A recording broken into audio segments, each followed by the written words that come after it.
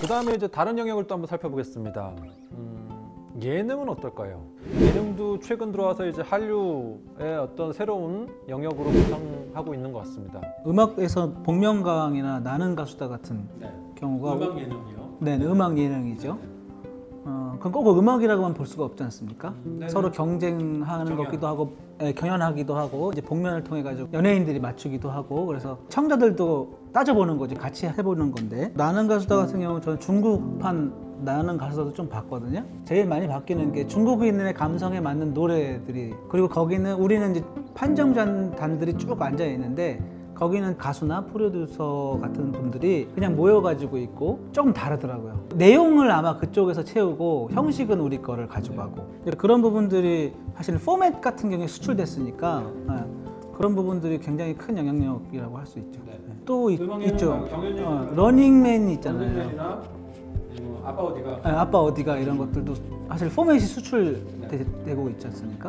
네, 지금 전 선생님이 좀 중요한 말씀을 해주셨어요. 포맷 말씀을 해주셨는데 사실은 이제 이런 예능은 물론 이제 예능도 이 시놉시스라든가 대본이 있긴 하지만 이 그때 따라서 즉흥적으로 나오게 된 여러 가지 애드립 같은 그런 이제 언어 유희들도 상당히 많고 그렇죠. 이제 그 일상적인 어떤 그런 언어 대사라든가 대화라든가 이런 모습들이 많이 나와서 이게 만약에 그대로 해외에 바로 수출이 되고 완성된 컨텐츠가 수출이 되고 그게 번역돼서 그들이 본다라면 사실 잘 와닿지 않을 수도 있을 것 같아요.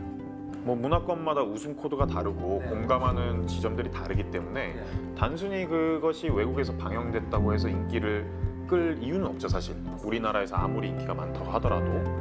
근데 물론 이제 뭐 런닝맨 아까 말씀하셨는데 런닝맨 같은 경우는 런닝맨 멤버들이 중국에 가거나 이제 다른 나라에 가면 엄청나게 인기가 많습니다.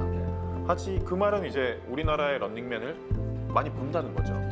근데 그거에 대해서는 이제 한계가 있기 때문에 오히려 이런 런닝맨의 초기 플랫폼 또는 이제 후기로 넘어갔거든요. 그런 것들이 이제 그대로 수출돼서 인물들이 달라지는 겁니다. 그래서 그 형식이 수출되는 거죠. 결국 포맷이라는 것은. 그러니까 이제 그 나라에 맞게 그 어떤 캐릭터들을 다시 섭외하고 그리고 또 뭐 동일한 게임이라 할지라도 뭐 우리가 알고 있는 게임과 그들이 알고 있는 게임이 다르니까 그런 걸 이제 넣기도 하고 다만 이제 그 이 포맷을 수출하는 데 있어서 중요한 문제는 이들이 맨 처음에 이제 이 포맷을 완성된 그 컨텐츠를 만드는 데 있어서 낯설고 또 좀 어려움이 있기 때문에 초창기에는 한국의 어떤 그런 그 제작진들이 같이 거기 이제 현지에 가서 그런 부분에서 조언도 해주고 특히나 이제 예능 같은 경우는 카메라가 되게 많잖아요.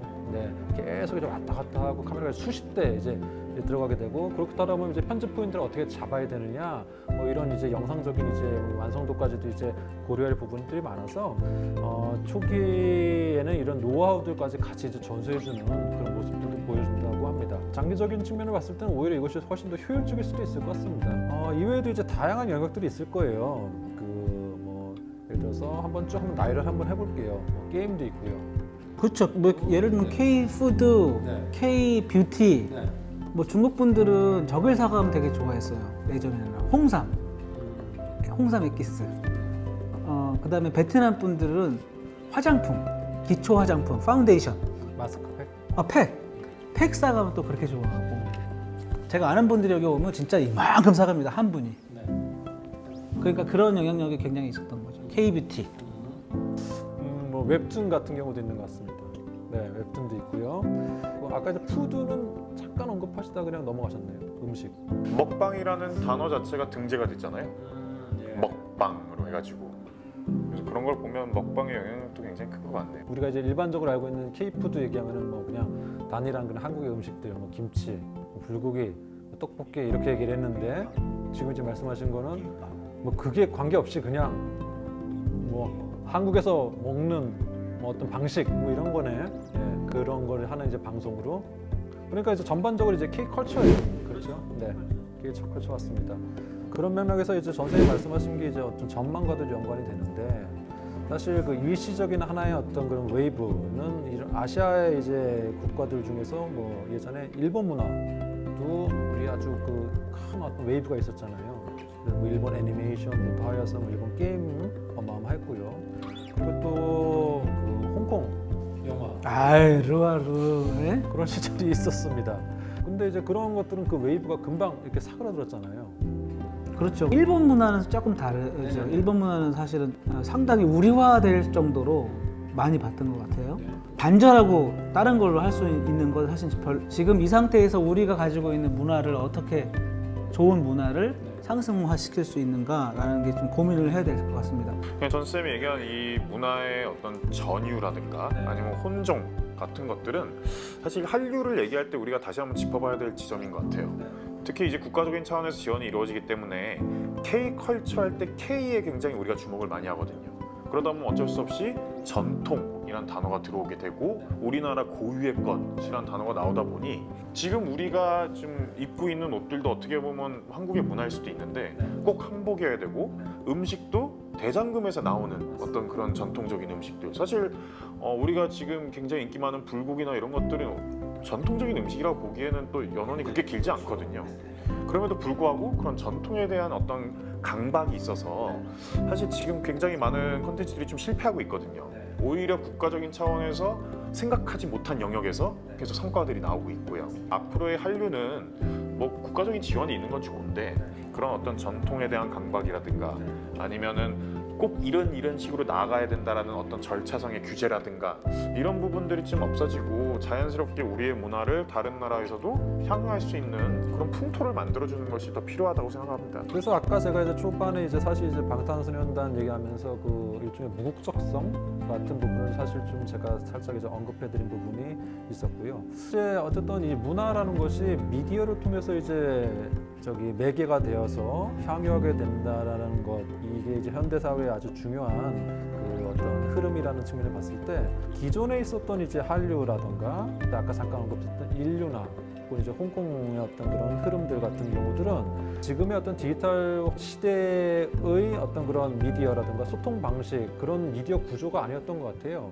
그 어떤 특정한 그 아날로그 어떤 미디어의 그런 게이트키퍼들에 의해서 문화가 일방적으로 수입되고 그게 이제 그 해당 국가에서 이제 유포된 상황이었고 그러다가 이제 그것이 일종의 여러 가지 이유로 퇴색되게 됐을 때 이제 끊겨버리고 또 이제 초창기 한류 같은 경우도 사실은 디지털 미디어의 어떤 이제 확산세보다는 이런 그 국가적 혹은 이제 아니면은 이런 제작사라든가 방송사들이 직접적으로 거래하는 방식이었어요. 그런데 최근 들어서 그러니까 아까 이제 BTS 얘기랑도 연관되고 또 이제 싸이 말씀하신 것도 이제 그런 케이스인 것 같습니다. 어떠한 특정한 집단이라든가 기업이라든가 뭐 이들에 의해서 그 공식적인 거래로 수출 수입되고 되는 상황으로서의 어떤 그런 문화적인 어떤 그 어떤 교류가 아니라 지금은 그냥 개인들이 스스로 다양한 플랫폼, 다양한 디지털 환경 속에서 스스로 이렇게 막 이제 만들어내고 창출하고 계속 확산시켜 나가는 것들이 있거든요. 이런 부분들도 좀 사실 이제 앞으로의 한류에서도 더 주목할 부분인 것 같아요. 그렇다면 이제 이런 부분들을 한번 저희가 좀 종합해서 한번 좀 이 의의라던가 또 평가, 전망들을 한번 해볼 시간을 한번 갖도록 하겠습니다. 저는 이 한류라는 것이 사실 굉장히 부각됐던 이유 그리고 국가적인 차원에서도 계속 한류와 관련된 사업에 지원을 아끼지 않는 이유는 우리나라가 한 번도 문화의 어떤 상위화를 해보지 못하고 하다가 갑자기 그 상황이 바뀌게 되니까 어떻게 보면 좀 신난 것 같아요. 어느 하나의 단일한 현상, 어떻게 뭐 기획된 것일 수도 있고 우연한 현상일 수도 있는데 그 현상을 보고 아 이거다 하고 너무 어떤 수기 기간 없이 좀 이렇게 계속 지원만 하고 있는 것은 아닌가 싶은 생각이 들거든요.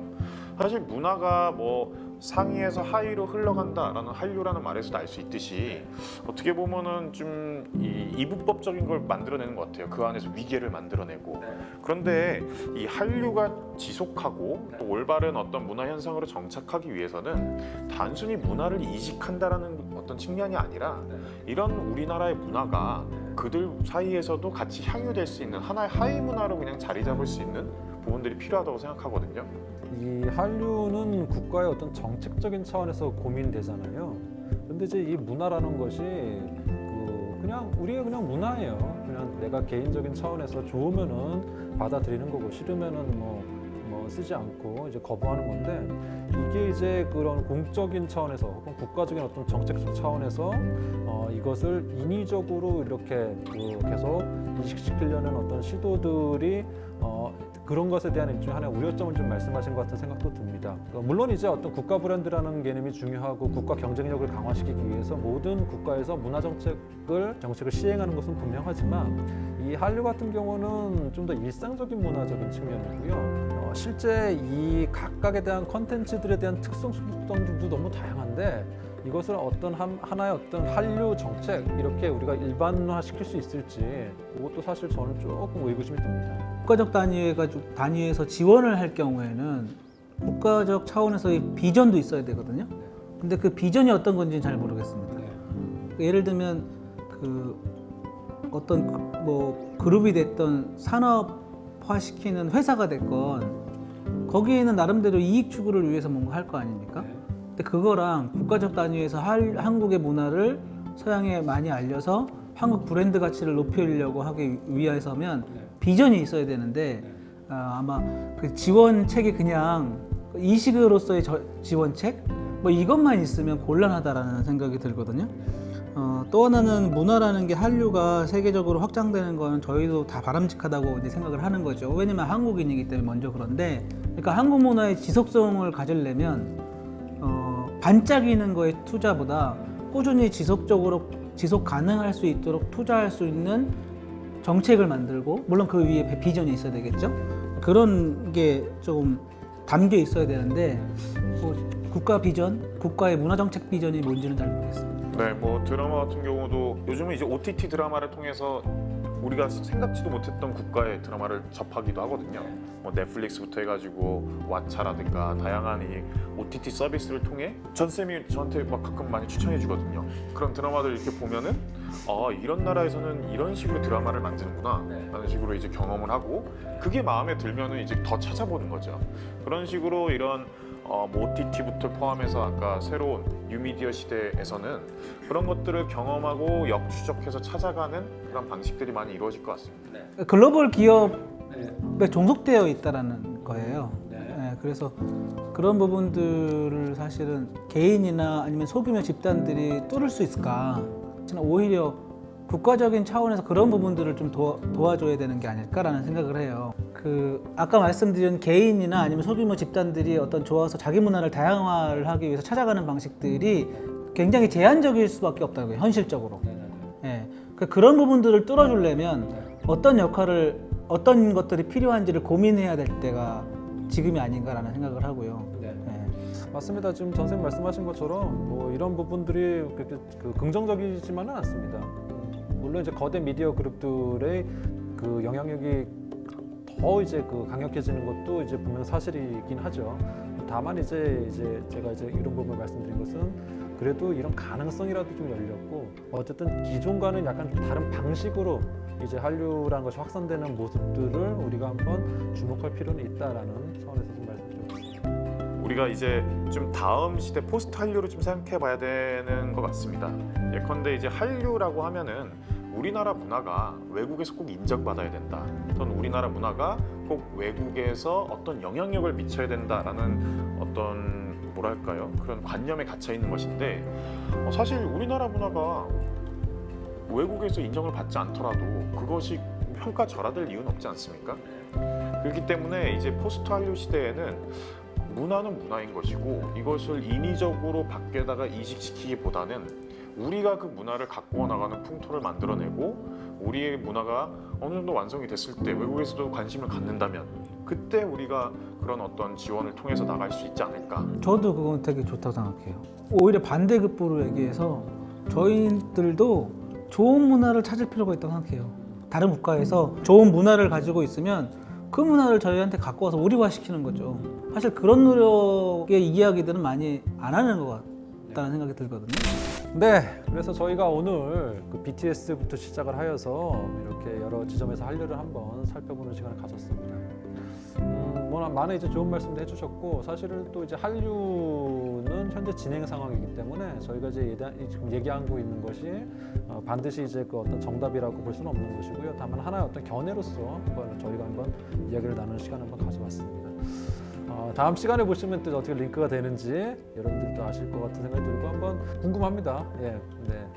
오늘은 그래서 이 정도로 저희가 마무리하는 시간을 갖도록 하겠습니다. 모두 수고하셨습니다. 어색한 마음.